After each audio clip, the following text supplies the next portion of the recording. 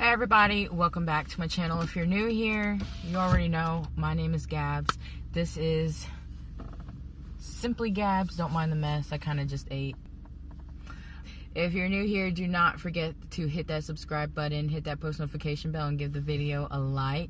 I feel like I need to just start putting that at the end of my videos and not starting off with that. I don't know, you guys let me know if it sounds alright, or if you even care to hear it, you know, whatever. So today's video, I'm actually doing a video I haven't done in about 4 or 5 months, which is talking about being a correctional officer. This is for a lot of my CO subscribers who have been waiting so patiently to get another video out of me, and here I am actually feeling like doing one.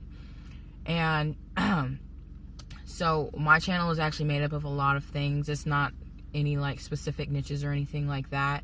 It's just kind of like all over the place, and I hope you guys are okay with that. There's vlogs, there's story times, there's life updates, there's sit down videos like this, there's correctional officer videos. So welcome, guys. Alright, so I actually just took a bunch of questions from y'all's comments under my CO video and decided to just go with that. So I'm going to try to get at it and actually add some detail and some things. I want you guys to know I am no longer a CO as of January, like last month. I actually went to a new job. And it's not to say that I'm not going to come back as a CO. I just needed a break. I think we all could use a break from a job every once in a while.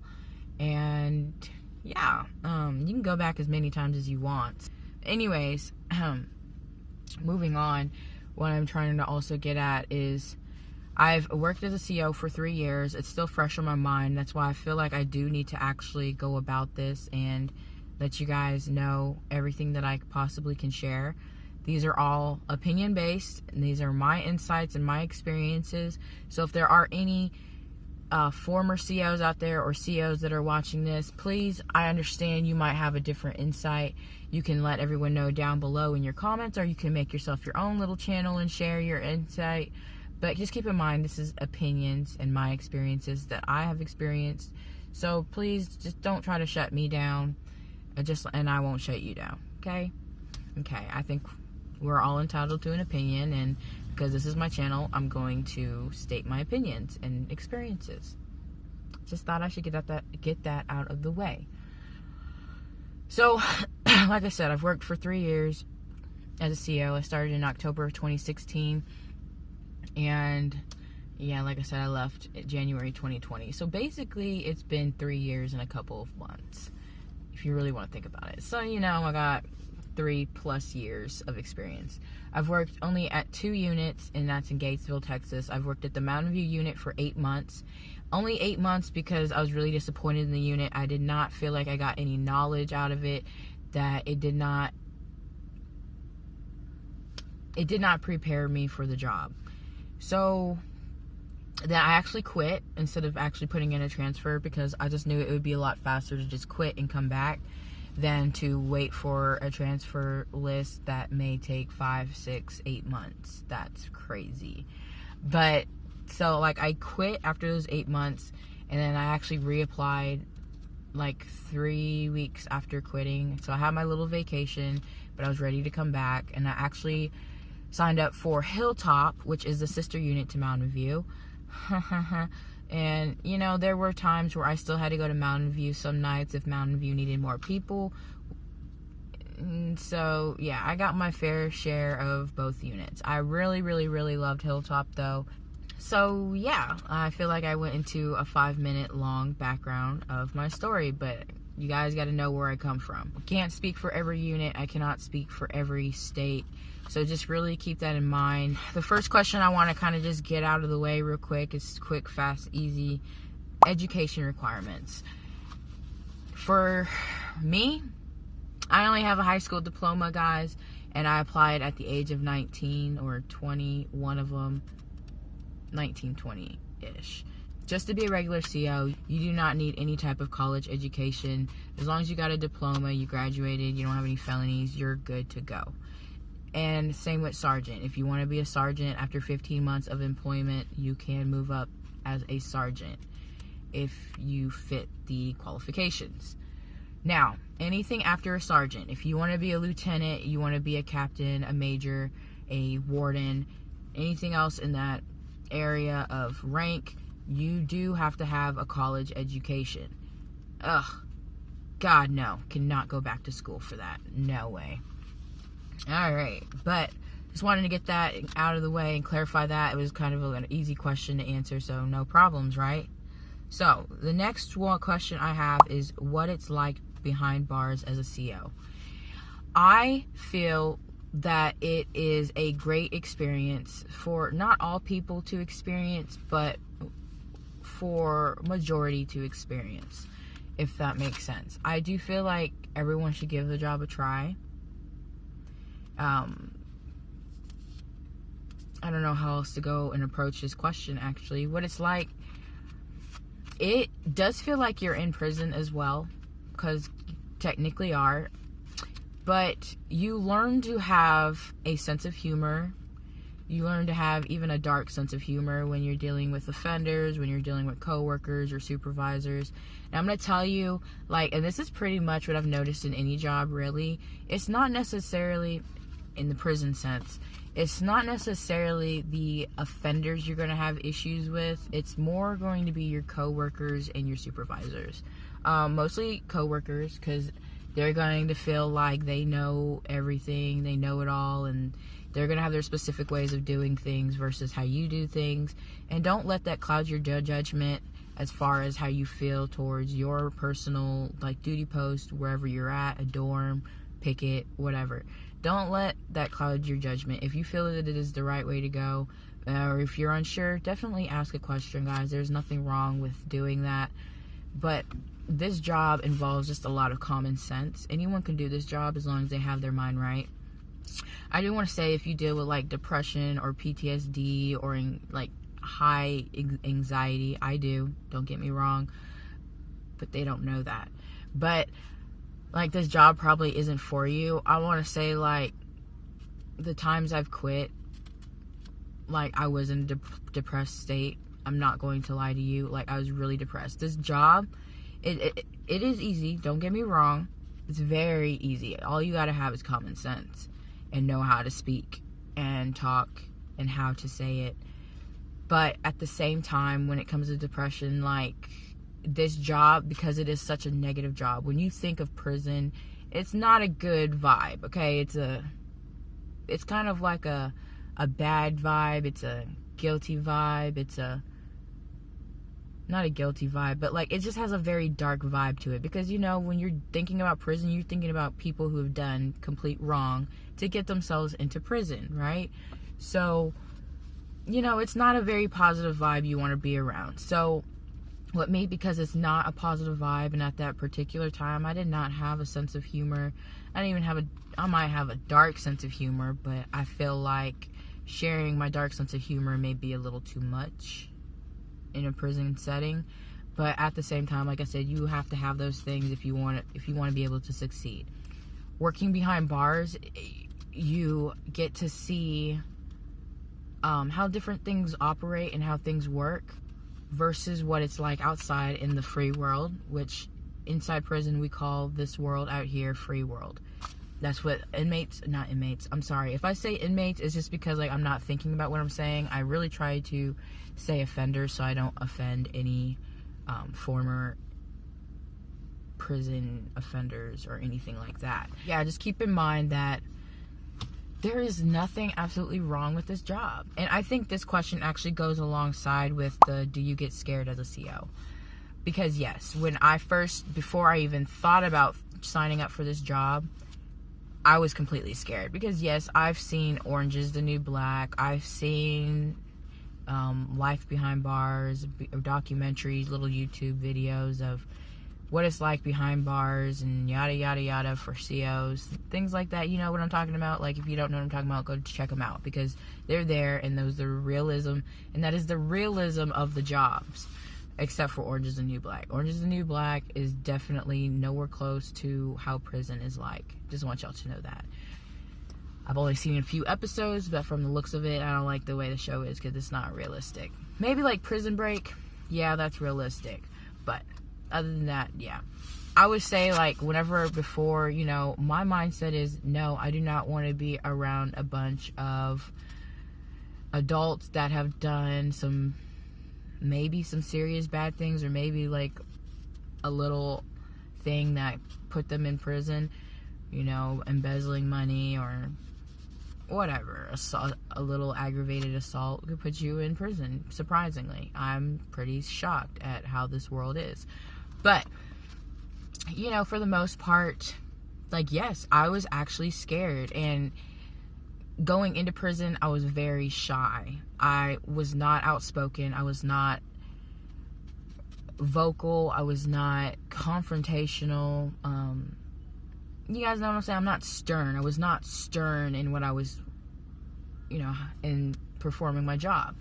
So when I first worked at Mountain View, that's probably why I was so miserable. It was just because, like, I did not know how to stand on my 2 feet with my head high and putting my foot down with hey, calm down. Hey, quiet down. You know, that was not me. If they got rowdy, they got rowdy. I was a 19, 20-year-old versus 60 offenders in a dorm. Yeah, I was scared. But like I said, my second time around coming back into the job working at Hilltop, it was totally different for me. I was not scared to put my foot down and yell if I had to, get confrontational with one of them, had to be stern. I was not afraid to say no. And majority of the time, I did say no. Okay, it made my job easier. No. Dead in the eye, no. I didn't care if they were 60, I didn't care if they were 40, no. And, like, I like the job because, like, you get this type of superiority. I'm not trying to make it sound like, you know, like, bow down to me, offender. No, that's not what I'm trying to say. I'm just saying, because I am the authority figure, I am their boss during that shift, that, yeah, what I say, it goes. And if it doesn't, you're getting wrote up. Now, don't try to take advantage of your authority and, like, use and abuse it, because, yes, you can get in trouble. There, you know, as long as you stick with the policies, the guidelines, and whatnot, this job is okay. It's A-okay. It's so easy. Of course, anyone can tell you, A, it's easy, but then it'd be hard. Yes, when I came into this job, it was a little hard, but that's because, like, I was not understanding. But, guys, ask questions. When you are at OJT, when you're in the academy, don't be afraid to ask questions, because you never know if you end up being in a situation that you know that don't know the answer to, or you're not sure of. And the last thing you want to do is be unsure of something. If you're unsure of something and an offender tells you if they can do something, say no, because you can change that no to a yes easily. But if you tell them yes because you just don't know the answer and you want them off your back, you're kind of screwed. And when you go and you ask your supervisor, hey, is this something I should have told the offender, or should I said no? And they tell you you should have said no. Well, now you have to go back to the offender and tell them no. You see what I'm saying? Yeah, just, if you don't know an answer to something, say it with the most complete confidence, no. Okay? But this job is easy, guys. It's nothing to freak out about. It's nothing to hyperventilate about. It's nothing to be like, I don't know if I want to do this job because I might get shanked or whatever. Honestly, like I said, it's not the offenders that are going to give you majority of your issues. Yes, you have to deal with some of the con games. You have to deal with some of the manipulation. But it's very, very, very easy to really scope out what an offender is trying to do and get into your head. You know, my best advice to you when it comes to an offender is do not give them any type of indication or hint or idea that you have children, that you have a spouse at home, that you're having issues with your spouse, that you're having issues with your mom. You don't want to give them any type of indication that you have a personal life, basically. Like, as far as they know, if they want to know where you live in prison. Because that's the only place they're going to end up, that's the only place they're going to see you in. Prison. As far as they're concerned, you live in prison. And I'm telling you, for those who, because I can't tell you how many times I've had an offender. I've only worked at a female unit, but I can't tell you how many times I've had female offenders ask me, or not ask me, but say, oh, you're so beautiful. You know, that's step one of trying to get in your head. They're trying to flatter you, one. Because, you know, as women, we really like to be, I wouldn't say like all of us like to be center of attention. I don't like to be a center of attention, but Yes. Do I get flattered when I'm complimented? Absolutely. Especially if I'm in an ugly uniform like the one in TDCJ and I'm still being complimented. No, I'm not going to say I'm flattered by an offender telling me that, because I already know I'm beautiful, okay? But in my own way, okay? I'm not going to say I'm 100%, but, you know, I'm a work of progress. But, you know, because it's coming from an offender, I'm not flattered at all. If anything, I'm more or less disgusted that an offender sees me in that way, because I don't see them ever in that way, okay? But my point is, like, it'll usually start with a compliment, and then they're like, hey, boss, what area you live in? None of your business. And then it's like, okay, well, how about you just give me a particular area and I'll guess the surrounding cities, and you just tell me if it's right or wrong. No, absolutely not. I live in prison. That's all you need to know. The only place you're going to ever see me is in prison. That's it. That's it. Like, I just wanted to stick that out there, because it's happened to me so many times that, you know, it's just, it is what it is. You tell them how it is, guys. It's okay to be a little sarcastic with offenders. You just can't be friendly, because I can't tell you how many offenders or COs I have seen be friendly to an offender. Yeah, you know, and I don't know, sometimes I just feel like COs actually just work this job to find a friend in prison. Or find a lover in prison. I don't see that ever happening and how that will ever work, but, you know, I'm going to tell you straight up, don't do it. Do not get involved with an offender. That is, guys, that is a serious crime, okay? Because you do that, you're going to jail or prison too, okay? That's a felony. That is a huge no-no. And I can't tell you how many times I've seen COs get walked off and losing their job from doing something stupid like that. Yeah, just don't do it, guys. I'm being 100% with you. Do not do it. We're getting paid to make sure during our shift nobody dies and nobody is harming themselves and that all is Gucci. We are not here at prison working to make friends, okay? Like, just get that paycheck, go home. That's all you have to do. Make sure everybody's okay. Bye-bye, guys. See you tomorrow. Blah, blah, blah. You know, that's it. That's all you gotta do. Yes, you can be nice, but also don't when you first go into prison, guys, you do not want to come off nice. You want to come off hard. Okay, and then you can lax your way when you start seeing your respect being, you know, when you see that there is respect being given to you. But do not go in and be completely nice and gullible and then try to be a hard ass, because it's not going to work out in the end for you. You have already shown them that you're weak, and I'm just being dead honest with you guys that it is not good to show your nice side until you show that stern side of yourself first. Anyways, working in death row.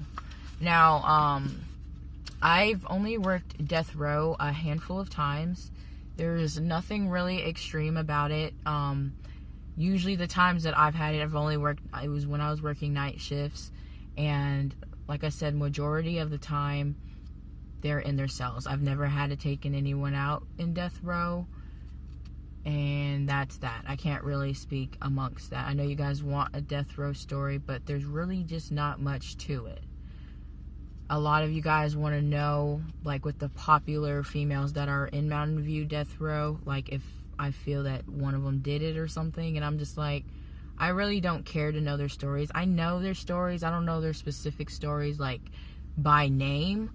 But do I feel they did it? Absolutely. I don't know. I really don't know. I don't really care to know either. They're in prison. They're in prison. I'm not going to fight for their freedom. You know, they have family members that can do that for them.